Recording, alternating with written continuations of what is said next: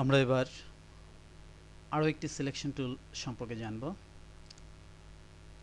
আমাদের এর আগে যে সিলেকশন টুলটি আমরা জেনেছি এটি একটি প্রচলিত সিলেকশন টুল, অর্থাৎ এটি রেক্ট্যাঙ্গুলার অথবা বৃত্তাকার যে সিলেকশন সেটির জন্য রেগুলার যে শেপ আছে সেই শেপের জন্য ব্যবহৃত হয়। ইরেগুলার শেপের জন্য আরও কিছু লেজো টুলস এখানে রয়েছে বা সিলেকশন টুলস রয়েছে। এটি আমাদের ফটোশপে এরও বেশ ব্যবহার হয়, কারণ আমাদের অধিকাংশ কাজই দেখা যায় যে এই ধরনের ইরেগুলার শেপে হয়ে থাকে। আমরা প্রথমেই যে টুলসটি জানবো সেটি হচ্ছে লেজো টুলস। এটি হচ্ছে আমাদের একটি ফ্রি হ্যান্ড টুলস, যেটি ব্যবহার করে আমি ইচ্ছা মতো সিলেকশন তৈরি করতে পারবো। লক্ষ্য করুন, আমি ক্লিক করে এনে যে পয়েন্ট থেকে শুরু করেছিলাম সেই পয়েন্টে ছেড়ে দিয়েছি এবং এভাবে করে একটি সিলেকশন তৈরি করেছি। আমি এটি আপনাদের বোঝানোর জন্য আমি যদি ডিলিট করে আপনাদের দেখাই তাহলে হয়তো বা এক্সাম্পলটি আপনাদের কাছে আরও সহজ হবে। আমি ডিলিট চাপছি, ঠিক যে অংশটুকু আমি নির্বাচন করেছি সেই অংশটুকু মুছে গিয়েছে। আমি সিলেকশনটি ডিসেবল করছি বা হাইড করছি। এরপরে যেটি রয়েছে এটা হচ্ছে পলিগনাল লেজো টুলস, যেটি দিয়ে আমি বহুভুজ, যার সাথে আমরা পরিচিত, সেই বহুভুজ আকৃতির সিলেকশন তৈরি করতে পারবো। আমি যদি এটি মুছে দিই তাহলে আপনাদের কাছে বিষয়টি আরও ক্লিয়ার হবে। লক্ষ্য করুন, এটি মুছে দিয়েছে যে অংশটি ঠিক আমরা মুছতে চেয়েছি।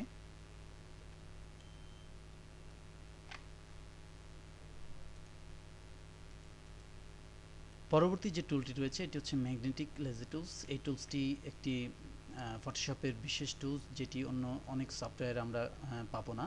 অনেক গ্রাফিক্স এডিটিং সফটওয়্যার রয়েছে, ইমেজ এডিটিং সফটওয়্যার রয়েছে যেগুলোতে এটি বিদ্যমান না। এটি একটি ফটোশপের নিজস্ব টুলস এবং এটি খুবই পাওয়ারফুল এক টুলস।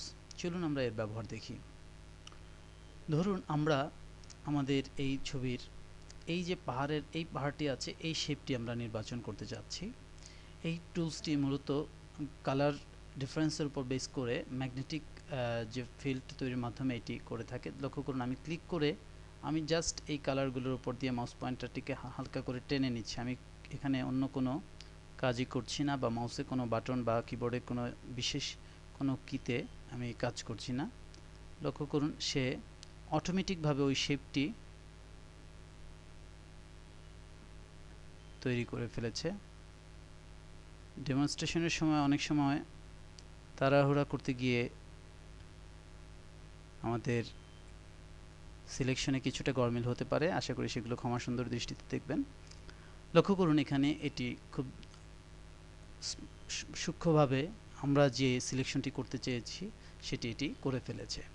ম্যাগনেটিক যে লেজো টুলসটি আছে এটি ব্যবহার করে আমরা এভাবেই খুব সহজে ফটোশপের এই ধরনের সিলেকশনের কাজ আমরা সেরে নিতে পারি। আমি যদি এখন এটিকে কপি করি তাহলে দেখবেন শুধু এই অংশটি কপি হয়ে আসছে।